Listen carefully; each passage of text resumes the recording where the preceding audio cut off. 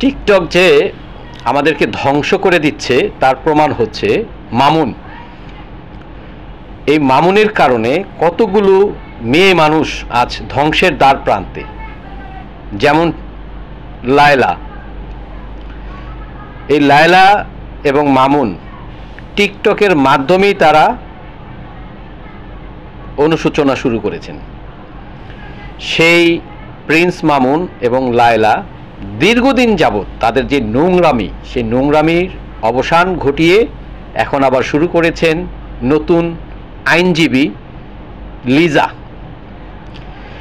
এই যে নতুন আইনজীবী লিজাকে নিয়ে মামুন যেভাবে ফষ্টি করছেন, আবার কখন শুনবো আমরা যে লিজাকে মামুন বিয়ে করে ফেলেছে, লিজার সাথে মামুনের সাথে দৈহিক সম্পর্ক দীর্ঘ 4 বছর পর আবার বিরতি ঘটতে পারে। তো প্রতি নারীর কাছ থেকে মামুন 4টি বছর করে নিয়ে যায়, 4 বছর পর আবার ফিরিয়ে দেয়। কারণ একজন মহিলা তার কাছে আর ভালো লাগে না, সে কিছুদিন পর পর নারী পরিবর্তন করে তার রুচিবোধ থেকে। তার কাছে মনে হয় যে সেই মহিলাটি বুড়ো হয়ে গেছে, সেই মহিলা দিয়ে আর তার কোনো কাজে আসতেছে না, যার কারণে তাদেরকে ছুঁড়ে ফেলে দেয় ডাস্টবিনের মতো।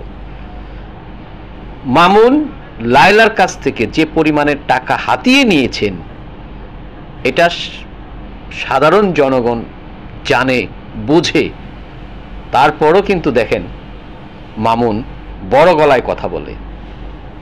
আজকে মামুনের যে ঘর বাড়ি দালান কোঠা টাকা পয়সা ব্যবসা বাণিজ্য সব কিছু করে দিয়েছেন সেই কি বলে লায়লা।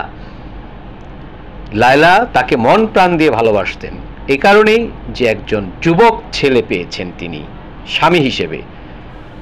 একজন যুবক ছেলেকে পেয়ে তিনি এতই আনন্দিত, আত্মহারা হয়ে গেছেন যে তার ঘর বাড়ি টাকা পয়সা যা ছিল গয়নাগাটি সহ সব কিছু দেওয়ার পরও মামুনের মন পেলেন না। কারণ মামুন হচ্ছে প্রিন্স মামুন, মামুন হচ্ছে প্রিন্স মামুন,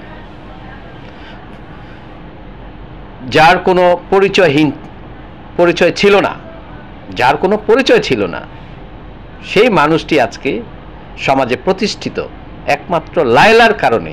আর সেই লায়লাকে লাথি মেরে ছড়ে দিয়েছেন, ডাস্টবিনে ফেলে দিয়েছেন সেই মামুন। এখন আবার ফষ্টি করছেন সেই আইনজীবী লিজার সাথে। আবার কখন শুনবো সেই লিজাকেও লাথি দিয়ে ছুঁড়ে ফেলে দিয়েছেন, ডাস্টবিনে ফেলে দিয়েছেন সেই মামুন। আমরা অপেক্ষায় রইলাম।